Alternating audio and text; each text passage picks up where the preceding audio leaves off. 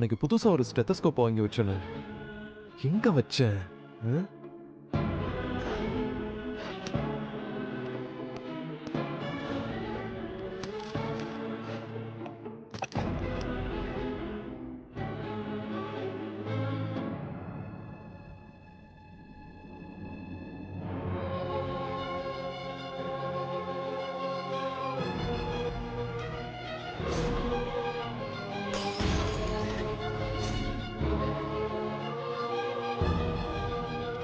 இது நமக்கு அன்னைக்கு பார்ட்டியில் ப்ரெசென்ட் பண்ண மோல்டாச்சு.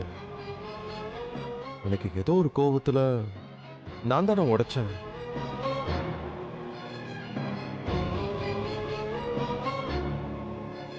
இப்போ உடைஞ்சதுக்கான ஒரு சின்ன அடையாளம் கூட எதுவும் காணல.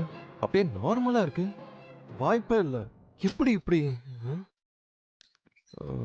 சுடர் சார், இந்த மோல்ட அன்னைக்கு நான் தானே உடைச்சு போட்டேன். இப்போ எப்படி சரியாச்சு சொல்லு.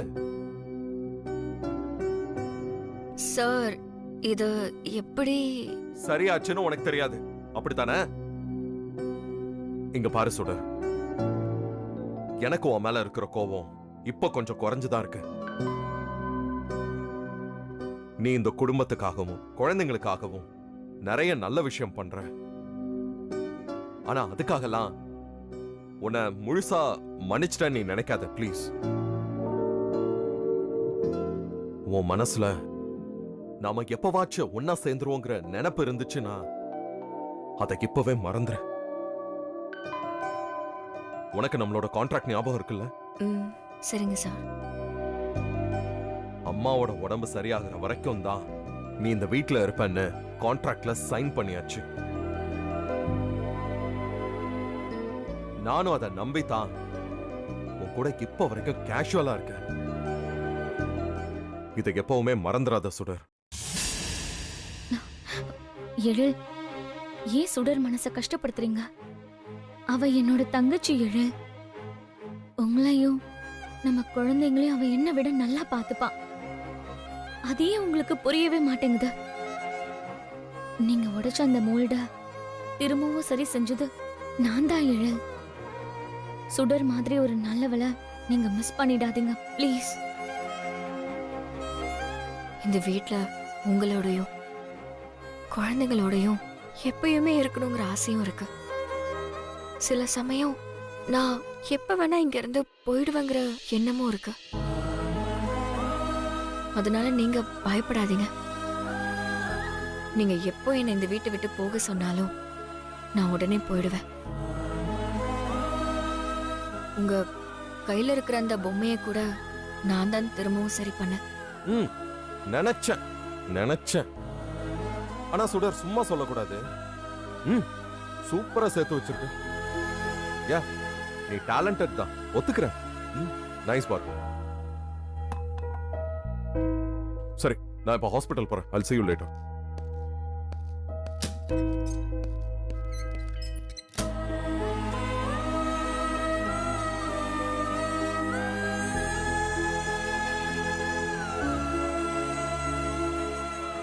இதை யாரு உண்மையாவே சரி பண்ணிருப்பாங்கன்னு எனக்கு நல்லா தெரியும். அத சொன்னா நீங்க நம்ப போறதும் இல்ல, சொல்ல வேண்டிய அவசியமும் எனக்கு இல்ல. நீங்களும் நானும் எப்படியாவது ஒண்ணு சேரணுங்கிறதுக்காக என்னோட இந்து அக்கா தான் இந்த மாதிரி ஒவ்வொரு விஷயமும் பண்ணிட்டு இருக்காங்க. நீங்க இப்போ எங்க இருக்கீங்கன்னு எனக்கு தெரியல, ஆனா என் கூட தான் இருக்கீங்கன்ற நம்பிக்கையில நான் சொல்றேன். நானும் எழில் சாரும் சேரணுங்கிறது தான் உங்களோட ஒரே ஆசைன்னு எனக்கு தெரியும். ஆனா கண்டிப்பா உங்களோட தங்கச்சியா நான் இதை நிறைவேற்றுவேன். எழில் சாருக்கும் குழந்தைங்களுக்கும் என்னை பிடிக்க வச்சு அவங்களோட ஒன்னா இதே வீட்டுல சந்தோஷமா நாங்க வாழ்வோம். அதை நீங்க பார்த்து இன்னும் சந்தோஷப்படுவீங்க. எனக்கு அது போதும் சுடர்.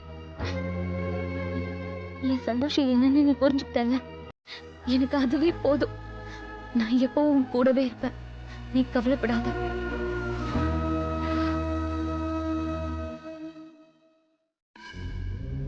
ஏய் சுடர், ஏய் சுடர், உன் மனசுல என்னடி நினைச்சிட்டு இருக்க? திரும்ப எழில் கூட எப்படியாவது சேர்ந்துடலாம்னா அவர் ஏதோ போனா போட்டுன்னு உன்னை இந்த வீட்ல விட்டு வச்சிருக்காரு.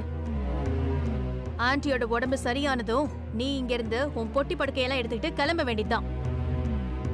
தேவையில்லாம பகல் கனவு கண்டுகிட்டு இருக்காத என்ன? அன்னைக்கு எழில் தூக்கி போட்டு உடைச்ச உங்க ஹேண்ட் ஸ்டாச்சுவ நீ திரும்பவும் சரி பண்ணி வச்சிருக்கியாமே. எதுக்கு உனக்கு இந்த வேண்டாத வேலை? இப்படியெல்லாம் பண்ணா எழில் உன்னை ஏத்துப்பாருன்னு நினைக்கிறியா? அதுக்கெல்லாம் சான்ஸே இல்ல. நான் இந்த வீட்ல இருக்கிற வரைக்கும் நீ என்னதான் உருண்டு புரண்டாலும் உன்னால எழில் கூட சேரவே முடியாது. இவ்வளவு நாள் உனக்கு பேயா வந்து ஹெல்ப் பண்ணிக்கிட்டு இருந்த இந்துவையே நான் இப்ப இல்லாம ஆக்கிட்டேன்.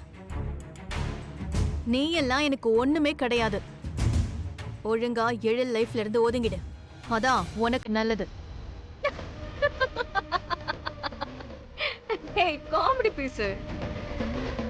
என்னமோ தெரியல, இப்பெல்லாம் நீ மிரட்டா பயம் வர மாட்டேங்குது, சிரிப்பு தான் வருது. என்ன சொன்ன? எழில் சார் லைஃப்ல இருந்து நான் ஒதுங்கணுமா? ஏய், நான் இப்ப அவர் பொண்டாட்டிடி. கொஞ்சம் கூட வெக்கமே இல்லாம இப்படி அடுத்தவ புருஷனுக்காக அலையிறியே. உன்னெல்லாம் நான் என்னன்னு சொல்ல? ஏய் ஏய்,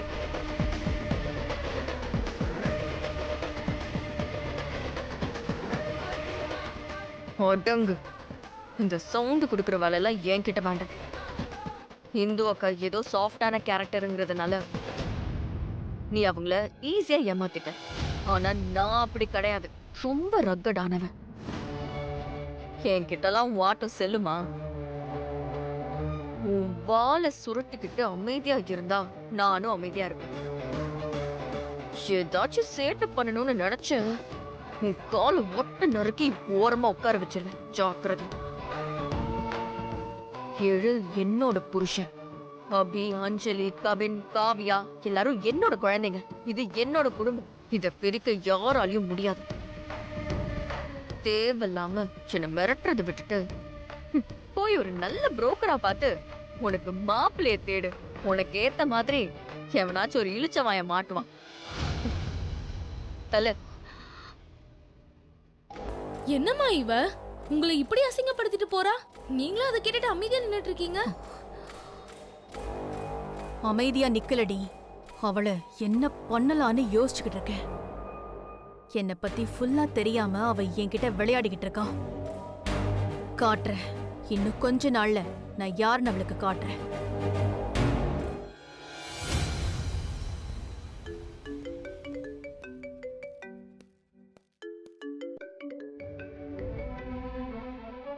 ஹலோ, மிஸ்டர் எழில் தானே பேசுறது? எஸ், எழில் ஸ்பீக்கிங். சார், நான் கவினோட கிளாஸ் டீச்சர் பேசுறேன். சொல்லுங்க மேடம். ஒன்றும் இல்லை சார், கவினோட ஸ்டடீஸ் பத்தி உங்ககிட்ட பேசணும். கவினோட ஸ்டடீஸ் பத்தியா? சொல்லுங்க மேடம், நான் இப்ப ஃப்ரீயா தான் இருக்கேன், சொல்லுங்க. இல்லை சார், ஃபோனில் வேணாம், நேரில் பேசினா கொஞ்சம் பெட்டரா இருக்கும் சார். நேர்ல வந்து பேசணுமா? மேம், நீங்க இப்போ உடனே கிளம்பி ஸ்கூலுக்கு வாங்க. மேடம் நான் ஒரு 1 ஹவர்ல வரட்டுமா? ஓகே சார், வரும்போது உங்க மிஸ்ஸஸையும் கூட்டிட்டு வாங்க. மிஸ்ஸஸா? நான் உங்க 2 பேர்கிட்டயும் பேசணும். Okay madam, I'll be there and I'll bring my wife. Okay sir.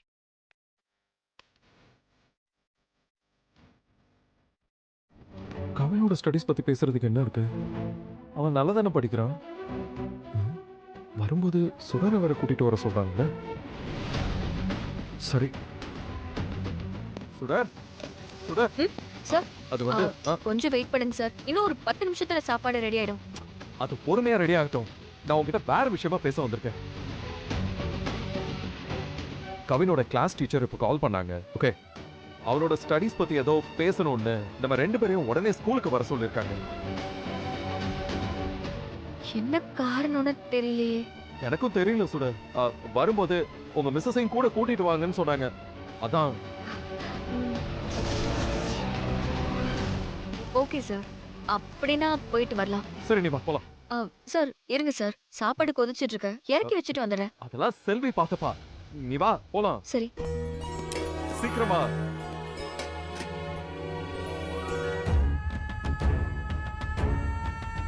கவினோட studies பத்தி பேசுறதுக்கு இவளை எதுக்கு ஸ்கூல்ல கூப்பிட்டுருக்காங்க?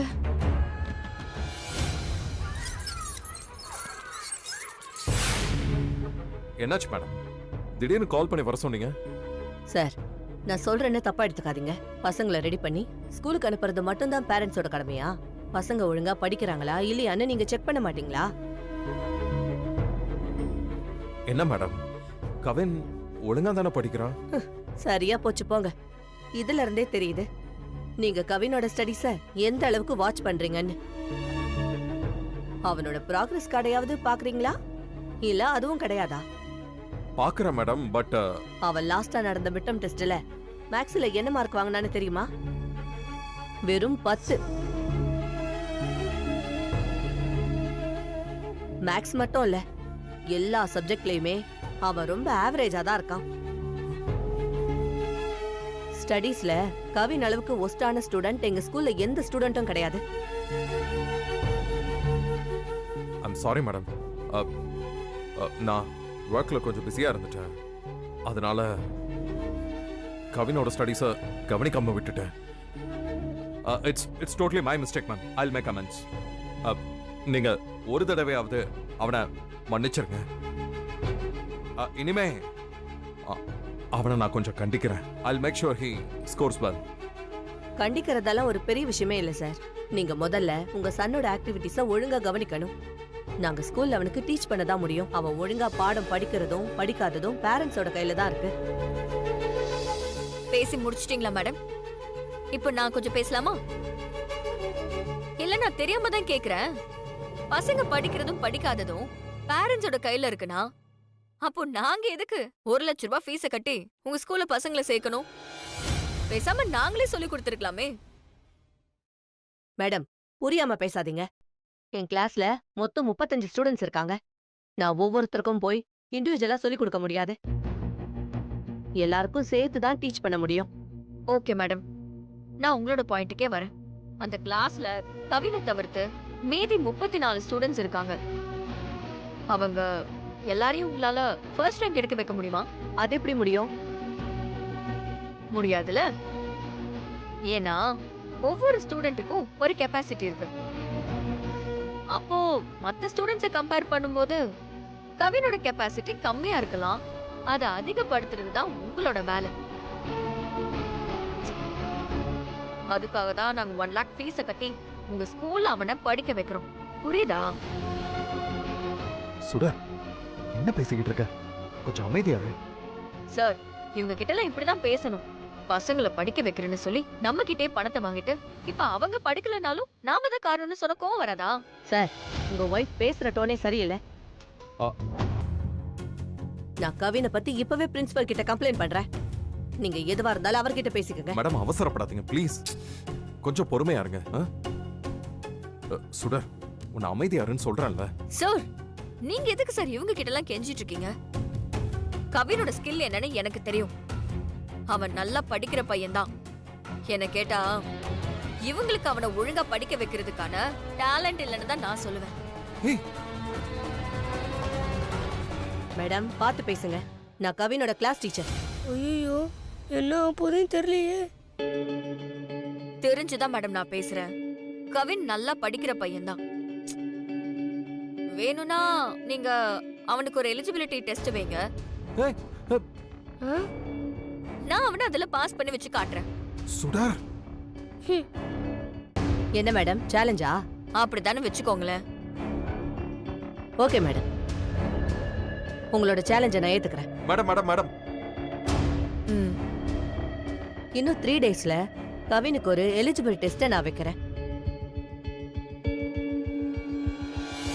அதுல அவன் பாஸ் ஆயிட்டானா இதே ஸ்கூல்ல அவன் கண்டினியூ பண்ணலாம். ஒருவேளை ஃபெயில் ஆயிட்டானா நாங்க அவனுக்கு டிசி கொடுத்து ஸ்கூலை விட்டு அனுப்பிடுவோம். அது உங்களுக்கு ஓகேவா? மேடம், அவங்க ஏதோ தெரியாம பேசுறாங்க.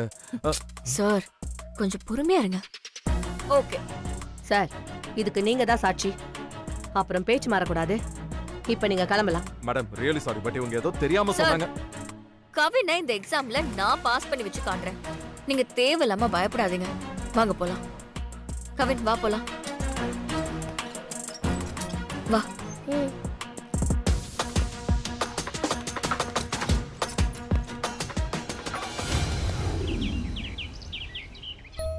ஓ யார் சொன்னது?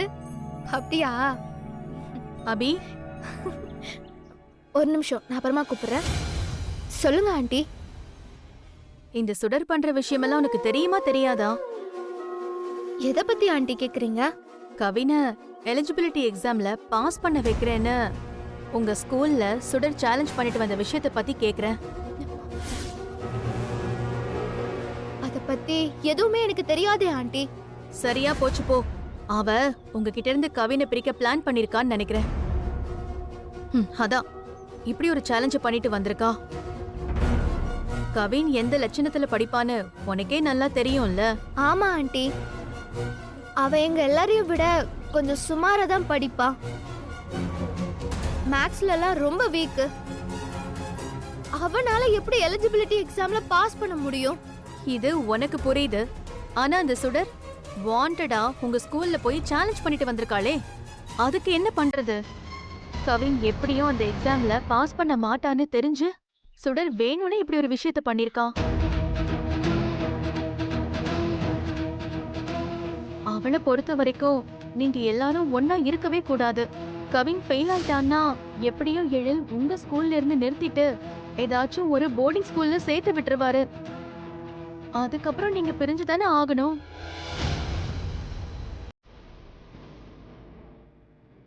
அங்க பாரு, எல்லாத்தையும் பண்ணிட்டு ஒண்ணுமே தெரியாத மாதிரி இருக்கா.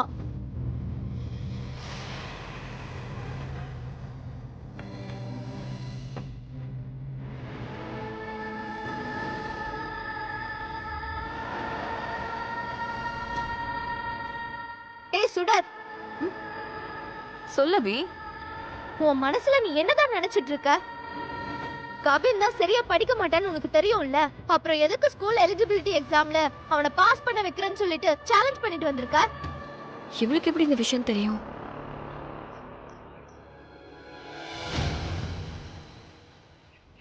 நான் அப்படி பண்ணதுல உனக்கு என்ன பிரச்சனை? ஹலோ, எனக்கு பிரச்சனை இருக்கு. இப்போ கவின் எக்ஸாம்ல ஃபெயில் ஆயிட்டானா அது டாடிக்கு எவ்வளவு பெரிய இன்சல்ட் தெரியுமா? அவனை ஸ்கூல்ல இருந்தே நிறுத்திடுவாங்க. அதுக்கப்புறம் டாடி கவினை வேற ஏதாவது ஸ்கூல்லயோ இல்ல போர்டிங் ஸ்கூல்லயோ கொண்டு போய் சேர்த்துருவாங்க. ஒன்னாவே எப்பவும் இருக்கிற நாங்க இப்போ ஒன்னால பிரிஞ்சு போயிடுவோம்.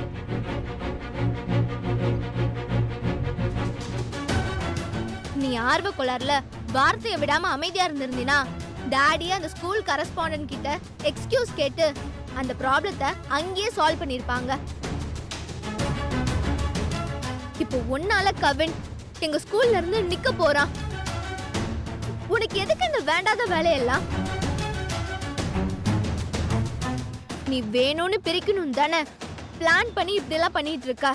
அபி, வயசுக்கு தகுந்த மாதிரி பேசு அபி. நான் எதுக்கு உங்களை பிரிக்கணும்னு நினைக்க போறேன்? எனக்கு நீங்க எப்பவுமே ஒன்னா இருக்கணும்னு தான் ஆசை. நீ யாரு சொல்லி இப்படி எல்லாம் பேசுறேன்னு எனக்கு நல்லாவே தெரியும். உண்மை என்னன்னு தெரிஞ்சுக்காம வார்த்தையை விடாத அபி. என்ன உண்மை தெரியணும்? கவின் சரியா படிக்க மாட்டான்னு எனக்கும் நல்லா தெரியும். எந்த நம்பிக்கையில நீ அவனை பாஸ் பண்ண வைப்பேன்னு சொல்லிட்டு வந்த? இங்க பாரு அபி, உனக்கு நான் அம்மாவா இல்லைனாலும் உன் அம்மா ஸ்தானத்துல இருந்து சொல்றேன். நீ ஒத்துக்கலனாலும் அதான் நிஜம். என் பையன் கவின் மேல எனக்கு நம்பிக்கை இருக்கு. அவன் டேலண்ட் மேல எனக்கு நம்பிக்கை இருக்கு. அதை யூஸ் பண்ணி எப்படியாவது அவனை இந்த எக்ஸாம்ல பாஸ் பண்ணி வைக்கணும்னு எனக்கு நல்லாவே தெரியும்.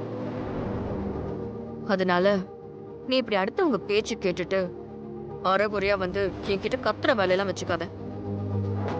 கவினை பாஸ் பண்ண வைக்க வேண்டியது என்னோட ரெஸ்பான்சிபிலிட்டி. அதை நான் பாத்துக்கிறேன். நீ போய் உன் வேலையை பாரு.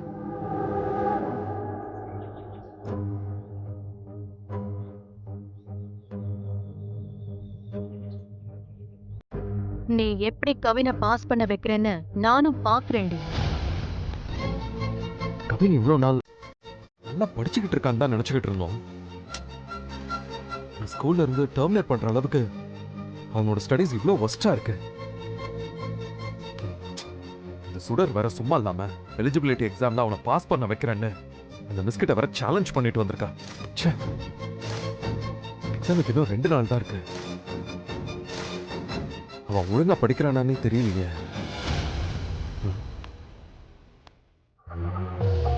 எதுக்கு ஒரு தடவை அவன் படிக்கிறானான்னு செக் பண்ணி பார்த்துட்டு வருவோம்.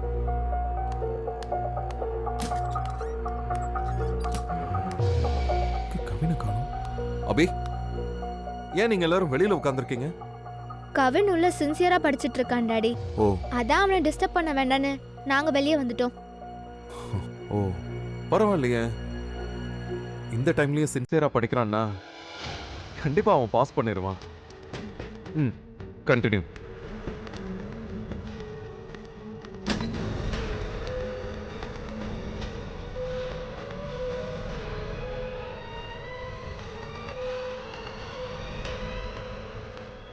ரெண்டு நாள்ல எக்ஸாம் வச்சுக்கிட்டு கொஞ்சம் கூட கவலையை இல்லாம தூங்கிட்டு இருக்கான். டேய் கவின், சார் என்ன பண்ண சொன்ன? என்ன பண்ணிட்டு இருக்காங்க? வாங்க என்ன சுடர்? வாங்க சார். என்ன சுடர்? அவனே இவ்ளோ நேரம் படிச்சுட்டு இப்பதான் சார் தூங்குறான். அவனை ஏன் சார் டிஸ்டர்ப் பண்றீங்க? என்னது டிஸ்டர்ப் பண்றனா? இப்போ இவன் என்ன படிச்சு டயர்ட் ஆயிட்டான்னு இவ்வளவு சீக்கிரம் தூங்குறான்? எக்ஸாம்க்கு இன்னும் 2 நாள் தான் இருக்கு, தெரியும்ல. நைட் முழுக்க கண்ணு முழிச்சு படிச்சா கூட இவனோட ஸ்கில்க்கு எலிஜிபிள் எக்ஸாம் தான் பாஸ் பண்ண முடியாது.